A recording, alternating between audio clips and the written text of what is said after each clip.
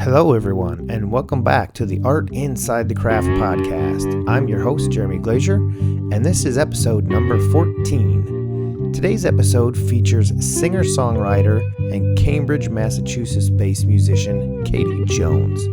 I recorded this episode last year, shortly after she had released her album titled Tossed. It's a phenomenal album with so many deeply personal lyrics and interesting storylines that it quickly became one of my favorite albums. Kaiti and I discussed putting an album together during the pandemic, the challenges of doing an album independently, and how much work there is into getting an album released. Listen in now to that interview with Kaiti Jones.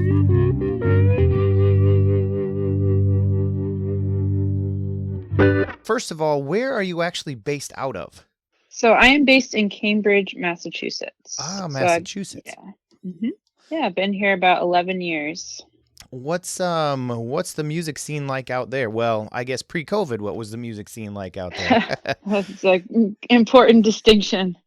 It is, every year, so I've been here 11 years, and I feel like every year I am more and more just discovering more and more how rich and diverse the music scene is here. So I would say, we have a really, really rich history of folk music in Cambridge. So I live right down the street from Club Passim, which is kind of a historic little folk venue that has basically like a lot of like the big folk greats that you can think of, from like Joan Baez to Patty Griffin and Bob Dylan, Bruce Springsteen. Although when you get into those guys, there's you get into like the deep experts in the scene, and they'll say, well, they didn't have sanctioned shows there, but they played unsanctioned shows in between shows there. But it's this little underground place that when you walk in, you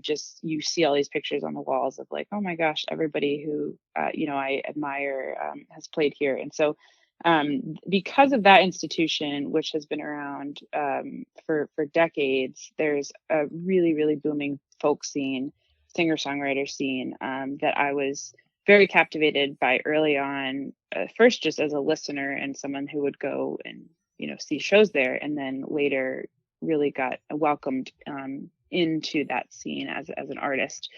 But there's also what I've been learning, like so many different sectors, and certainly with art, is that they tend to be kind of like siloed. So if you're in the folk scene, all the folk artists, and then you don't necessarily know these other scenes. And so I've been really enjoying over the last several years exploring, there's a rich hip hop scene. There's this like big history of big rock bands from Boston. So for the major cities, we're, on a smaller scale, but there's a lot of cool stuff going on here for music. And so I guess kind of going back even further, how long have you actually been like singer-songwriter and kind of performing your own stuff live? That's a great question. I think I might answer it every time differently. So I've been a musician my whole life. Started playing music really, really early on, mostly classical violin and piano as a small kid, and started writing my own songs and playing guitar around middle school. So I was around 12 or 13 when I started doing that. But it wasn't really until college. I think by the end of high school, my friends and family had maybe coaxed me into playing an open mic or two. But it really wasn't till I went to college that I started performing my own stuff more publicly. And so I had enough of repertoire of original works to certainly have an album or two by the time I went to college, but I was very apprehensive and shy to share it. So I went to school at a place where pretty much everyone, regardless of what they studied, was a musician. So there were a lot of opportunities, and It was just a lower pressure to play. And so now you are 2 albums in, and that's right, two full albums, right? Yes, 2 full albums and 2 exactly. Okay. And I think I remember reading through your bio that it said that when you write songs, that you kind of actually like to sit with them for a while before you complete them. Did you write songs specifically for that album, or do you just kind of always have a constant backlog and kind of think, well, this kind of set of songs will fit good for this particular album that you're working on, or how do you kind of approach that? Yeah, I think I I never really set out with a project in mind. I kind of just, sometimes I might have a lot to say and I'll write a bunch of songs, in a span of a few months. And sometimes a year goes by and I have half a song. And so it really, it's more like I have to remind myself. My projects have been very spaced out. So I think I beat my record this time by a couple of years. So there were like 3 years between the records, actually maybe even longer than that. So yeah, it's more just, I feel like I write when at the risk of sounding cliche, like I write when the inspiration hits or when there's something that feels like there's a story inside me that needs to be written, and it kind of writes itself. And then at some point I will kind of prompt myself, or enough people in my life will be like, hey, when are all of these songs that you've been playing out going to be on a record? And then I say, oh, I do have quite a bit of songs that that I've been playing out. And so at that point I'll just kind of take an inventory and say, of the songs I've been playing out since my last release, like what are, at least for this most current record, is like, what are the songs that I have, what are the ones I'm proud of, what songs would go together well, and at that point kind of piecing them together. And then I think some of the joy for me of making a new record and solidifying it into an album is some of the realizations that I have after the fact, or the narratives, the through lines that kind of pop up and present themselves once I have, put all these songs together, that, maybe would seem like, oh, these songs were carefully chosen together or written together. But it's some of that is kind of happens like in the process of weaving the story together from songs that I may have had for years. That's really cool that that you kind of do it like that. So do you find then, like when you're kind of, not to say road testing, but playing out a lot of those songs, do they kind of change over time, I guess, before you get to the album? Yeah, I think arrangement wise and just musically, there's definitely a progression. And yeah, certainly, going to the studio with a producer and working, having another creative person in the room who, is throwing out ideas. I think a lot of the songs, particularly like the song Light On, it's the first track on the record. I've been playing that song out for a few years now, and it's drastically different on the record than I've been playing. And some of that is some of it's always, it's always a positive experience. It's weird, like, especially in the world we live in today, where, you'll play a song out and like immediately there's videos on social media or on YouTube. Yes. And then later I'm like, oh, this isn't what that sounds like anymore. So occasionally there have been instances with new songs where I'll say, hey, I'm about to play a new song. Can you, please refrain from recording it? Because there are the song Daydreaming on the record. I remember I actually wrote it backstage and just played it. And so I said, this is still very much like a wet piece of clay that is being molded. And this is my first attempt at kind of forming it into something. So would you allow me the creative freedom to, not be, stuck in this mold? And so people were, kind and obliged and didn't post any videos of it. But yeah, Cool. definitely a lot of songs kind of follow, as I play them, as I maybe bring people in with a band and find different arrangements, or they've definitely evolved over time, which is fun. Keeps it more interesting for me too. That's cool that you that you say you just kind of wrote that daydreaming backstage, because those were that's one of the lyrics I thought was really cool. The way that you kind of did that, because I'm not in a 9 to 5 job right now, but when I was like writing questions for artists all the time, and so it's just kind of funny. Like, in one of them, you said, "Oh, I'm sorry, I didn't make that appointment. I was busy writing a symphony." And I just kind of thought that was really cool because I would find myself kind of a lot at work. Well, not a lot, but from time to time I would start daydreaming or I would start working on, like if I was going to Mm-hmm. talk to you, I'd spend, a good 20, 30 minutes just working on questions. And then I'd be like, I should probably get back to work now. Absolutely. Yes, that's very, very relatable. Yeah, that's really funny. And you, another thing I thought was interesting is that you're self-producing this album. So, I mean, is that, and I didn't ask, but do you also have like a regular 9 to 5 job and then you do this outside of those hours? And how does that kind of all, like when I talk to artists, I always find it amazing how much that they have to do when they're self-releasing. Hmm. They don't have a big corporation behind them, so it's basically you doing everything. So, I guess, yeah. How are you? How are you managing all of that as well? Yes. So this release, it's interesting. So, we've been working on it. Let's see, I released it almost 4 weeks ago. But we started kind of in the fall of 2019. So thinking back to, and I could go back even further when I think about, when did I actually write all of these songs? But in terms of the actual release, just even thinking back to, a year and a half ago, my life has changed quite a bit. One, obviously, everyone's lives changed a lot with the pandemic. But I was working full time. So I'm a social worker, and I was working in nonprofit operations in program development. And so I Hmm. was working 9 to 5, and throughout basically until November of 2020. So actually the entirety of creating the album, recording all of it, that happened while I was still working 9 to 5. Mm. And we were almost done. We got really, really fortunate in that we were almost done with all of the recording when the pandemic hit. So all of the recording that we did in, studios with session musicians, that thankfully we had just finished literally days before. Wow.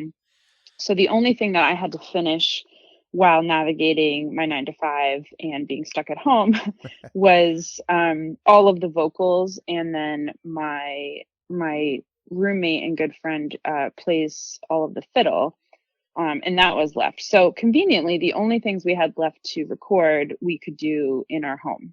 Cool. Um, so I was navigating it was definitely at times difficult to finish, like because I was working actually in youth development. And so when the pandemic happened, so much of education, K-12 education was just turned upside down. And so my job was particularly intense during that time. And I remember, getting off of like 8 hours of straight zooming and then being like, okay, I gotta go record vocals in Oh my Lord. room. And by that I mean, okay, I have to move like 6 feet from my desk to, over here. Yeah. Um, but I will say that it's been a big learning experience for me. With every release, I try to do a bit more, and that learn more things, try more things that I haven't done before. And this release certainly was just on a bigger scale than previously. And so I will say, like, it was bittersweet. I ended up getting laid off due to the pandemic Mm. at the end of the year, and obviously no one likes to lose their job. But it was right when we really had to shift into, pre-release mode and promotional mode. And so the silver lining was that I have had a lot more capacity to do that the last few months, and um, have not been entirely alone. I have brought on a team. So I have a manager, I was working with a publicist, and just was able to to definitely do more with that team and with the bandwidth that I was able to have because I didn't have my 9 to 5. Wow, that's really good. That's great.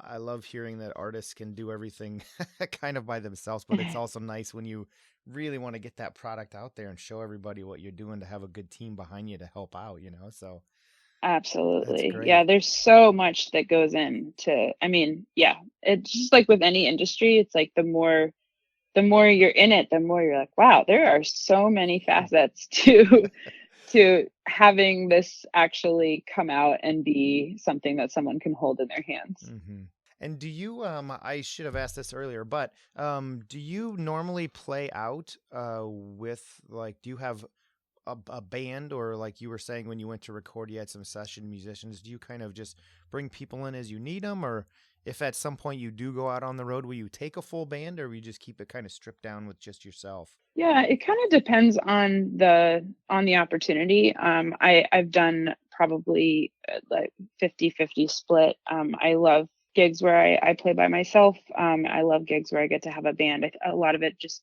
depends on budget and location and things like that. But I certainly over the last few years I've played more and more in Boston and more with a full band just because there's something about, especially with the records, like, on the record, I have a lot of full band sound. And so it's really, really fun to be able to play that live and actually translate, this, like what is on the record, in a live performance. So, I don't have a set band. I have a few people who have played with me pretty consistently through the years, but, I don't have like an official band. It's kind of ever evolving, but so I enjoy playing alone. Sometimes I'll just play shows with my friend who I mentioned earlier, who's on fiddle, and it's fun to have different arrangements of instruments. Even for my release show, like we didn't have exactly what was on the record, and so like there's certain parts on the record that might be played by a pedal steel, but then if I have a piano player with me or a fiddle player with me live, then we'll have those similar parts but played in a little bit of a different vibe. And so I think that's some of the fun with playing with different musicians is you can kind of shake things up a little bit. Yeah, and it just gives it kind of a cool, fresh look at the albums or the songs too, and you can kind of mix it up. So that's nice. Definitely. Do you and just kind of thinking back to like when you're going into the studio and working out some of your songs, do you ever do co-writes with anybody, or do you tend to really kind of just put it all down on paper yourself and work it out that way? Yeah. I will say I am intimidated by co-writing, and well, I don't know if I'm intimidated or I'm just way too controlling. Oh. I I have a lot of respect for and like intrigue for the co-writing process, but for me, because so much of my writing seems almost like a mystery to me, Mm. it'll just kind of come to me. I'll be in my car, I'll be walking around, and then this song will just be like, "Hello, here I am," and it'll come pretty quickly, or it'll be something that you know I have half a song, and then it just feels like it's not the it's just not ready to be shared. Usually, when I come into the studio, the songs are pretty much formed, Hmm. and or they're songs where I wrote them, like I said, backstage, and I've already immediately started playing because I get really eager and impatient. If I have a new song, I'm like, "Ooh, I got to play it tonight." um, Oh. and so, but I will say with this record with Tossed, I had an amazing producer I worked with, Daniel Radin, and that was probably the first time that I was really more open to. It wasn't quite at like co-writing level, but there were certain songs where he really did offer input that even if I was at first resistant to it, some of his additions and kind of production and even some like lyrical or arrangement ideas are some of my favorites on the record. So That's cool. it's moving me more in the direction of, oh, this could be fun.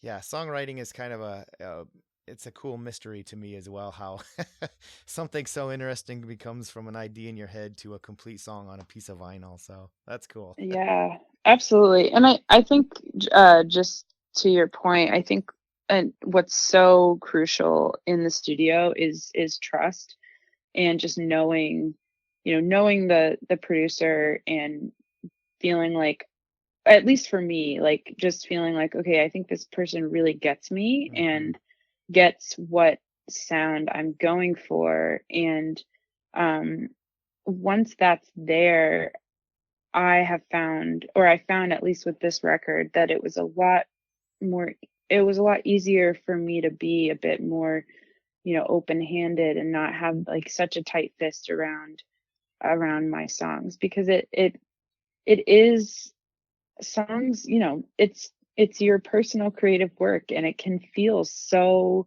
like almost too precious sometimes. And I do think that, it's something I'm trying to learn more of, because some of my favorite moments on the record, I'm like, I didn't think of that. And I'm glad that I listened to my producer, and I'm glad that I trusted him to help me find a sound that was more me, rather than pull me in a direction that, was getting away from, being true to myself and my sound. Thank you again to Kaiti Jones for the interview. Her album Toss just hit the 1-year milestone and is available in both digital and vinyl formats through her Bandcamp page. And this past week released a cover of the Bob Dylan tune, It Ain't Me Babe. Check out the links to all her social media in the podcast description and follow along with what this incredible artist is doing. I have to thank my sponsor, Black Cat Bone Productions, who you can follow along with on Instagram. And I'll also mention that Pure Mountain Coffee is going through a rebranding, so stay tuned for an update on their amazing coffee products. Tons of episodes coming up, including both Alan Paul and Andy Aladort, who co-wrote Texas Flood, the inside story of Stevie Ray Vaughan, and a phenomenal Argentinian guitar player, Nico Bericiartua. Stay tuned, and I'll catch you all down the road.